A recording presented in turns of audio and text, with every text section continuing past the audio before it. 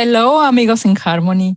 This episode is sponsored by Vince Gabrielsen. Thank you, Vince, for being such a generous person. And we are going to talk about sex. Yay, yay. We are going to talk about sex. We are going to talk about mindful sex. And Dr. Janet Brito is going to share with us very specific homework. So stay tuned, stay here. We are going to come back. Living in harmony is possible if you know your emotions and how to handle them. I am Dr. Carmen Roman, and I will share with you the current psychology by myself or by interviewing experts who will inspire you. Learn how to live a life of fullness and how to recover your emotional harmony.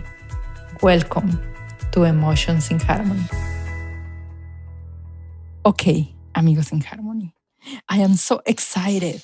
You know, the latest trend in the Emotions in Harmony is that people can sponsor their episodes. They can sponsor the topic that they want to live for humanity. And either me or I find guests. You don't need to be worried about anything other than selecting the topic. We will do it. We will do the topic and give it to the humanity under your name. And today's topic is brought to you by Vince Gabrielsen, which happened to be my husband. And he did his donation of $500, and he wanted for us to talk about sex so you can have a better life, a better sexual life. So, and for that, actually, it took us really long time because Dr. Janet Brito is so busy to bring to you Janet Brito, which I am very excited. I am very proud that a Latina specializing in Latinos is going so far in our country, in the United States. Janet Brito is a certified sex therapy and also has a license in clinical psychology and social work. She's a graduate of Pacifica Graduate Institute, and she actually did his fellowship in the University of Minnesota in the medical school. And this is one of the few university programs in the world dedicated to human sexuality training. So I can wait to hear from her. She is in Hawaii, in Honolulu, and she is the founder of the Center for Sexual and Reproductive Health. She specializes in areas of relationship and sex therapy, out of control sexual behavior, and gender and sexuality in diverse populations. And of course, Dr. Brito has been featured in many outlets, including Oprah. She has been with Oprah, with Huntington Post, The Headline, the Thrive Global, the Midweek Publications, other podcasts. I know she has been in the Sexology podcast with Dr. Moali.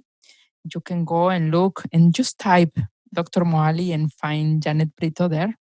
And her dissertation was a phenomenological analysis of infertility in Mexican women living in the United States. And it has been published by the magazine of Psicología Interamericana, the Inter-American Journal of Psychology. Wow. Of course, she believes in providing a safe space and where you can share your fears and your wants and let go of the past and move beyond any painful feelings. In this episode, you are going to listen very baby steps about how to improve your sexual relationship. So stay here, learn from us today, enjoy this episode. And here we are, my dear amigos in harmony, in this interview with Dr. Janet Brito from Hawaii, our sex therapist from Hawaii. Yay! I am so excited because it was like following her for a year more until we get you, Dr. Brito. So thank you for being here. And please, let's get into the topic. Tell me about everything you can about mindful sex and sensitive, how to say, Sensate Focus?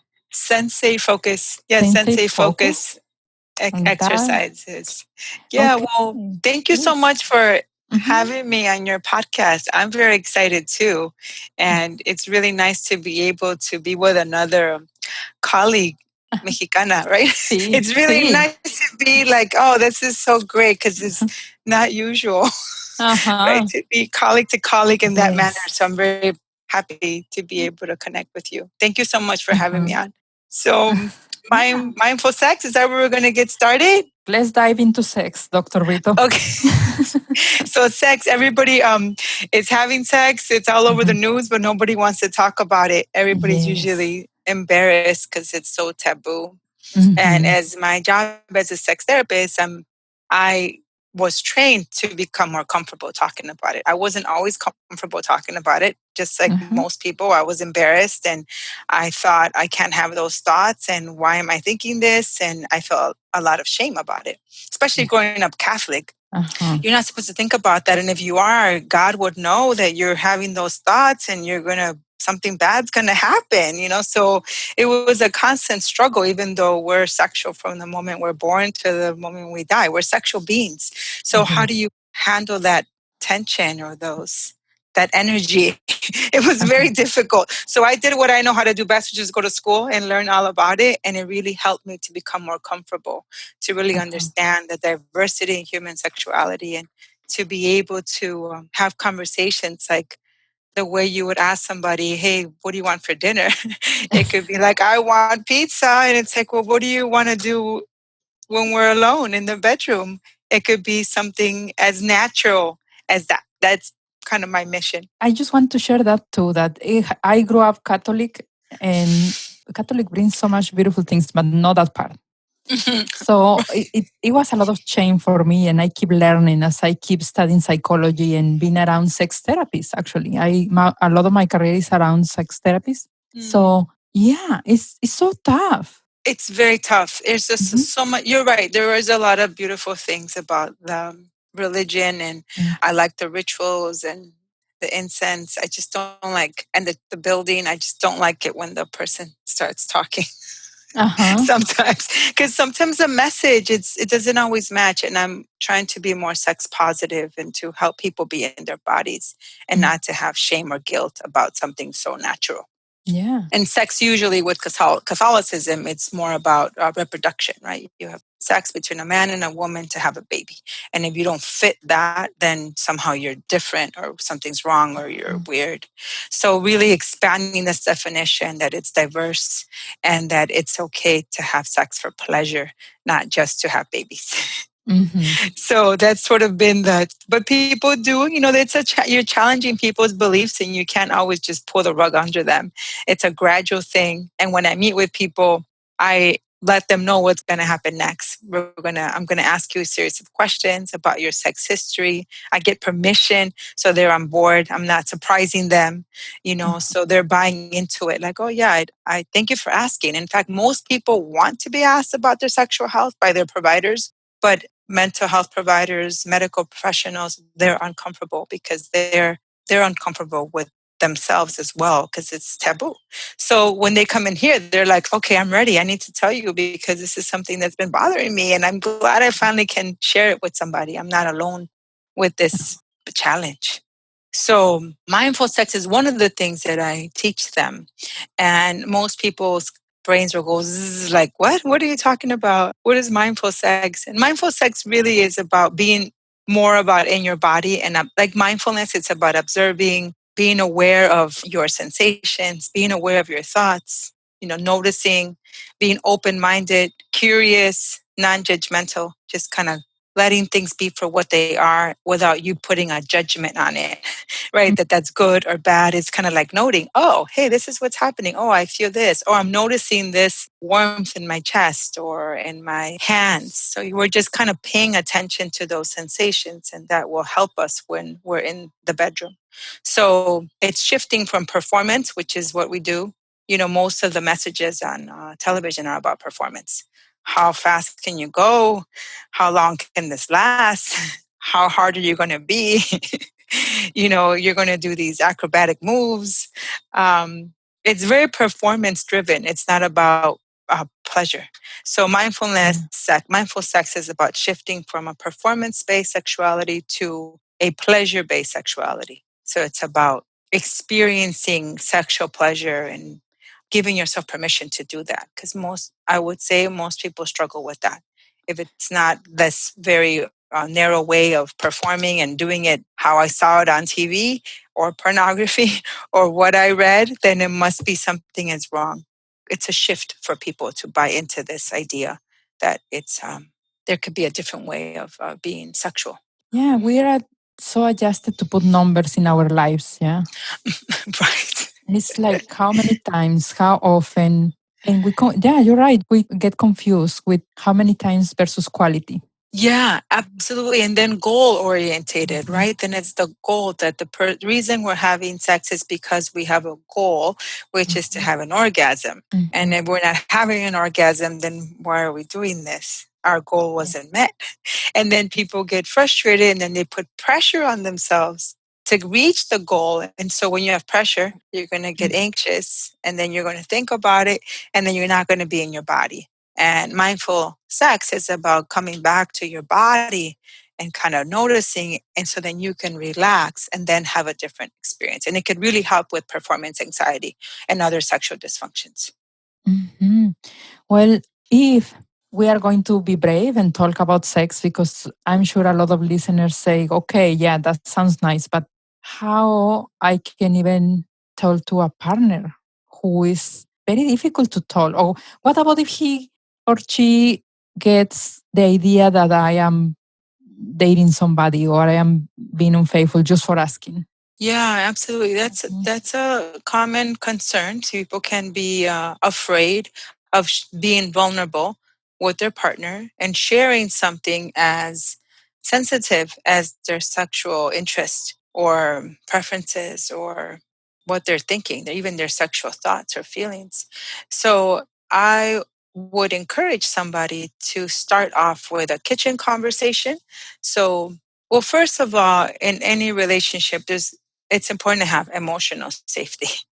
If you're feeling like you can't bring up certain topics because you're afraid you're going to get sabotaged, or you won't bring it up because you're afraid you're walking on eggshells, or you're going to get there's going to be a negative consequence, that needs to be addressed Okay. ahead of time, right? Mhm. Because now you're going to put yourself in a situation. And we would never do sex therapy if there's domestic violence, if there's untreated mental health or substance abuse. We want to make sure that those things are taken care of before we can jump into sex therapy, because it requires a safe space for you to be vulnerable and share your fantasies, your those very private thoughts. If it's not safe, then I why would you do it? It's better not to.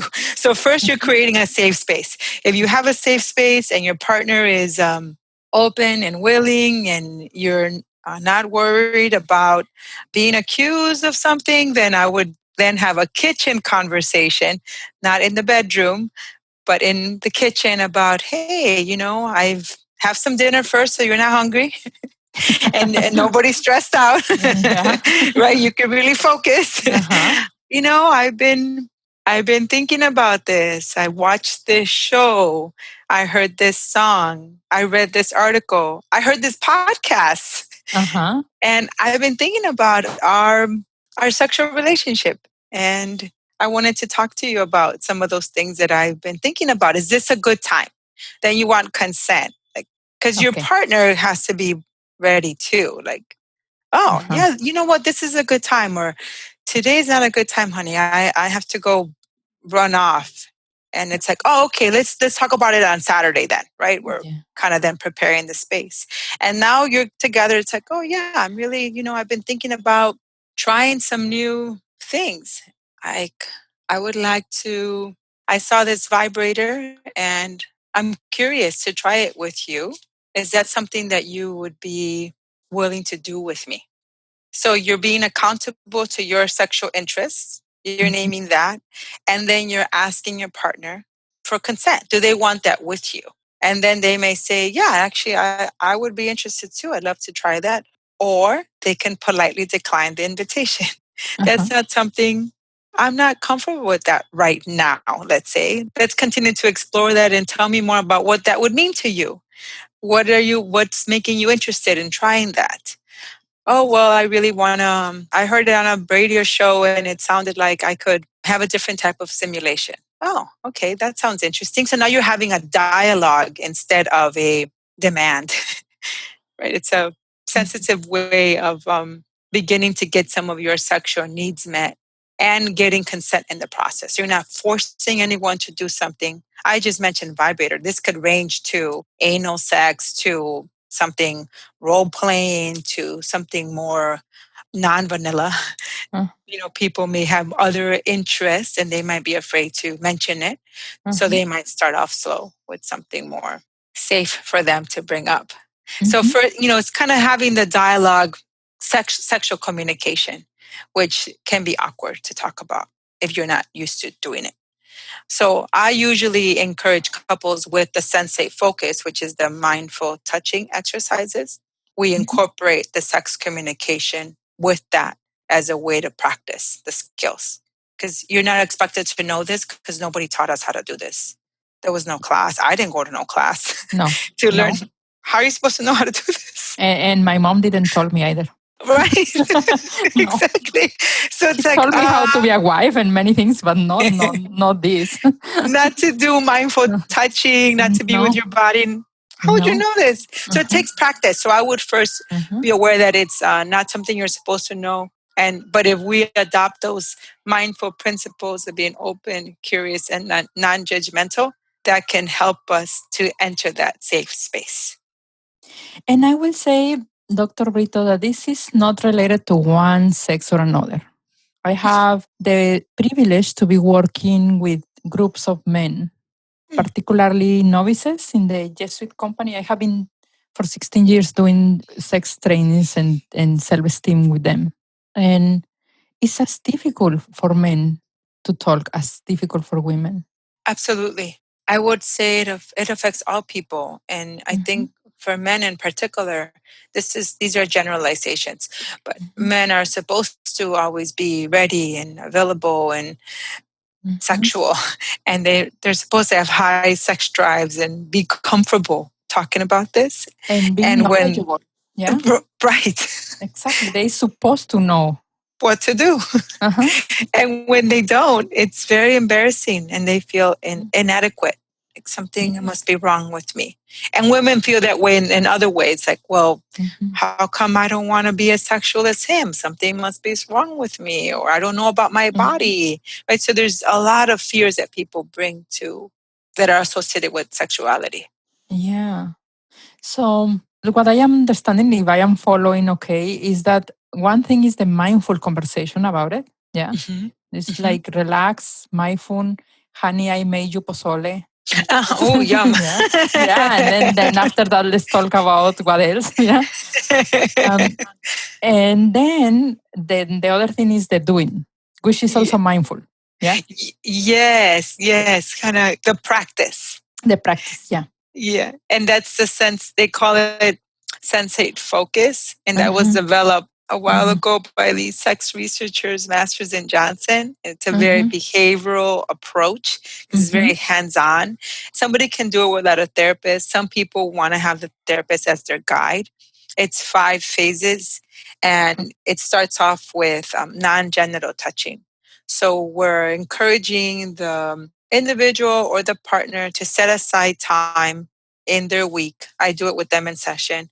Take out your calendar. When do you have the most energy? I'm trying to match this with if they're in a relationship. Okay. When do you both have the most energy? When do you have uninterrupted time? Okay. When can you set aside? I usually say just an hour to cushion it. I assign half an hour for the touching exercise, but an hour that you could put your phone away. You don't have to go somewhere else, and you feel alert, not sleepy, but like energized. And some people that work a lot during the week, they're like, okay, Saturdays is our day, or Sunday mornings, or Sunday afternoons, and that becomes their time, us time. Some people call it their homework time, or their couple time, or their touching time, whatever you want to call it. And that becomes your day. Ideally, 2 times a week. The more practice, the better and the more comfortable it will get. If you're only able to do it once a week, then you're only able to do it once a week. I am interrupting this delightful conversation to tell you that I understand. I understand this when we are thirsty for deep conversations and profound and meaningful, and we don't have the community for, well, not anymore, at least for the Spanish speaking. This is a community for women, Spanish speaking, who are willing to explore in a very meaningful ways their lives so they can be bold, they can be living consciously, and they can be very proactive. If you are interested, please look for the link in the notes. Look for the link in all our social media. We are starting in December 1st. So join us. Now, back to the conversation. They usually recommend between like 45 to 60 minutes of touching. I usually say once a week, 30 minutes. If you could do it twice, great. Because then people get overwhelmed. They're like, Yes. how am I going to put an hour? Okay, half an hour. To And start so with.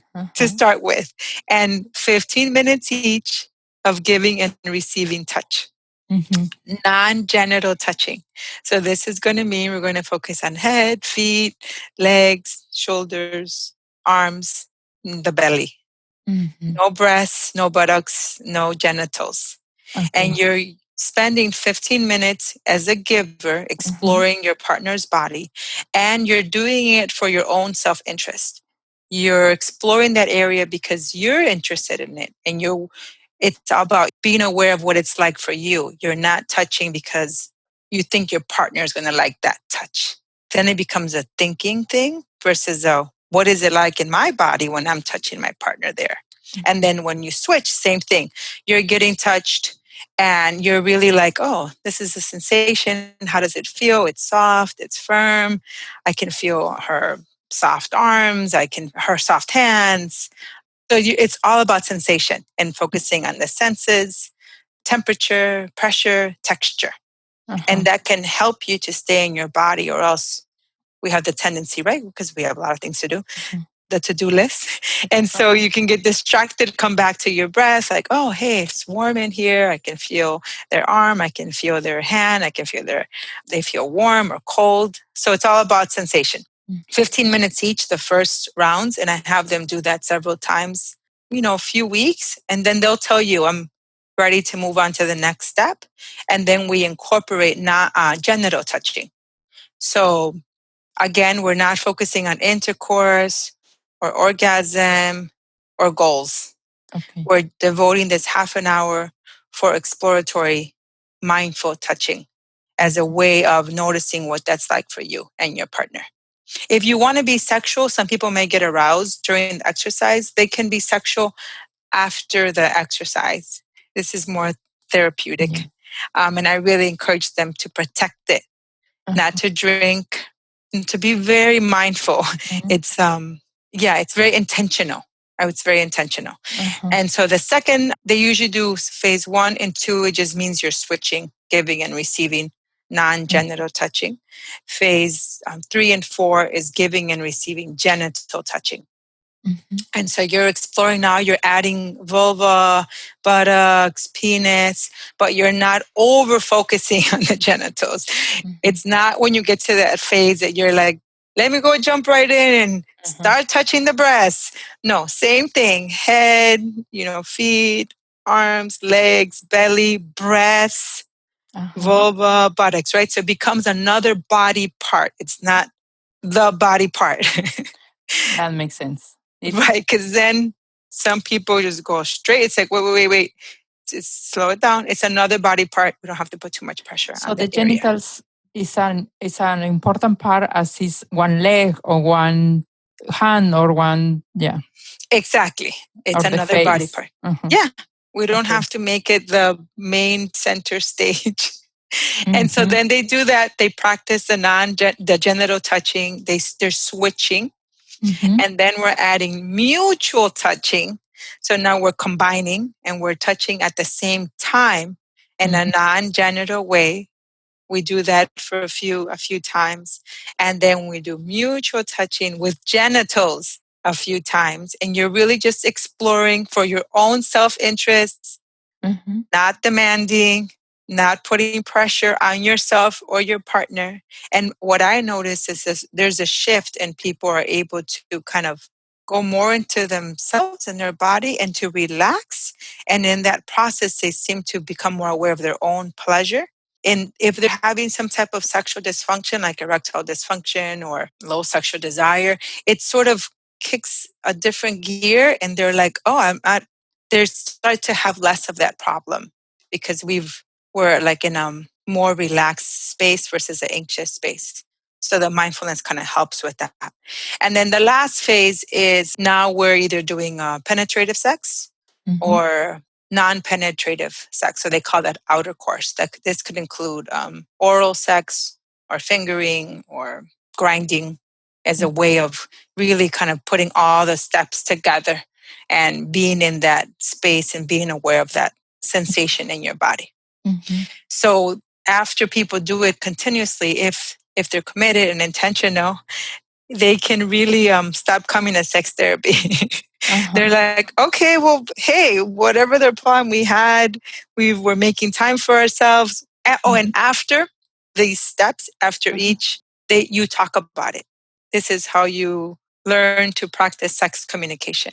So Mm-hmm. you're, okay, how was that for you? Oh, I really enjoyed that, the way you touched my face. Oh, I really liked it when you caressed my neck. You're so now you're sharing with each other what your experience was like. You could even share things like, what did you do when you got distracted? Oh yeah, I was trying to think about dinner and then I really focused on how you smelled in your hair, or I focused on my breathing. So you're really kind of giving language to your experience, which is going to help you later when you're touching genitals and you're like, yeah, I really enjoyed touching your penis. I haven't touched it in so long. It was so warm and nice, or I really like touching your breast. So we're normal, and I say these words in Uh-huh. session that they're Yeah. not Yeah. body The, parts. yes. And if Yeah. they use their words, fine. Just like, Intimate parts or yeah. yeah, I'm Mhm. modeling. Like, Yes. okay, so that's what I'm hoping that you can Yeah. do when you're by yourselves. Eventually, the goal would be, hey, honey, I really want to give you a blowjob. Would you like that too? Mm-hmm. Yes, I would love that. So now we're just having regular dialogue and it's not such a taboo Uh-huh. Yeah. conversation. And this is just to start the sex therapy. Yeah, it's This a is common kind of the technique. homework. Okay. It's the homework. It's a common Mm-hmm. technique after we've done a Mm-hmm. thorough sex history. We're, assessing for those Uh-huh. other things that I said: substance abuse, trauma, relationship health. It's Uh-huh. intricate, right? It's not just the sexual piece. That's one of the Uh-huh. things of relating. And then if they're ready and it seems like they're in a good, not a high conflict space, then we start the Sensate Focus. And then we meet weekly to check in on, and some people, because they know they're going to meet, they're like, oh, we better do our homework. We Mm-hmm. have our appointment tomorrow. Mm-hmm. And then they come in, they're like, oh, yeah, we just did it yesterday. Mm-hmm. And that kind of gets them going. And then people stop coming because they got the skills down. And that's what they wanted, is to be more sexually close with their partner. Uh-huh. And what is a good technique or a good advice for focusing the mind? Because the mind tends to wander like, oh, I didn't put the dinner, I didn't close the door, I didn't like. Absolutely. Mm-hmm. It's Yeah, so common. the mind is just wild and creative. Yeah. Very creative. Mm-hmm. Um, we use, there's an acronym that can be helpful, the TPT, Mm-hmm. texture, focusing on texture, pressure, or temperature. Okay. That's one technique. The other one Mm-hmm. would be the using any of your five senses. Mm-hmm. If it's very busy, I like to use the metaphor of the cloud. So, we're noting it, like we're not beating ourselves up for having those thoughts. We're noting it. Thank you for coming. I know you have a lot to say. For right now, put this on the cloud, Uh-huh. let it flow away, or Uh-huh. imagining putting it on a leaf and then going down the river. And I'm sure you'll come back around and I'll address it, when I'm done. So it's not beating yourself up for it. It's just being mindful, noting it, putting it somewhere else, and then bringing yourself back to your breath or the texture or your senses to help you stay in the present moment. Yeah, that's very helpful because it requires discipline sort of speak. Yeah. Yeah, and practice. And I Mhm. think also permission that you can have this time for yourself to Mhm. explore your body in this very intentional way. Mhm. We're doing this very intentionally to find a way to reconnect not only with yourself, because people can do this if they're not in a relationship, Mhm. just to connect back with yourself, because it's so distracting all the time. You don't even know how to be in your body anymore. And Mhm. then if you're in a relationship, to connect with your partner. Mhm. I am so glad that you actually start directly by putting aside domestic violence or conflict or something more difficult in the relationship, because all my questions had to do with that, with like how I can even make my partner to respect my body when I am in a relationship like that or something. But I am so glad you put it aside, because we need to talk about when couples are in a good place, but they need to expand their sexuality. They need to start enjoying their sexuality. Yeah, absolutely. It's very difficult. It's unsafe if we were to start sex therapy. If I know there's domestic violence or some kind of Mhm. emotional abuse or Mhm. exploitation, because then it could be used against the person, Yes, and that would not be a good okay. place. Yeah, It would that not would. be a good place. Mhm. Yeah.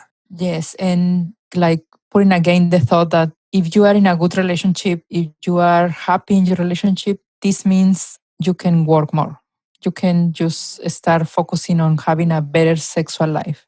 Yeah, Mhm. absolutely. Yeah, I would say, and there are some people that come in that want sex therapy that I don't believe they're ready for, and I'll just be Mhm. honest. And those that are like, they have a good relationship, they have a good way of partnership, and there's this area that they just feel like there's a block, or they've had a family, or they're high stress, and they're really missing this Mhm. piece, and they're looking for some guidance. And once because they know it, it's just kind of Mhm. the permission and the guidance, like, and the accountability that, hey, I'm gonna help you all through this process and guide you. And then they're like, oh, hey, Mhm.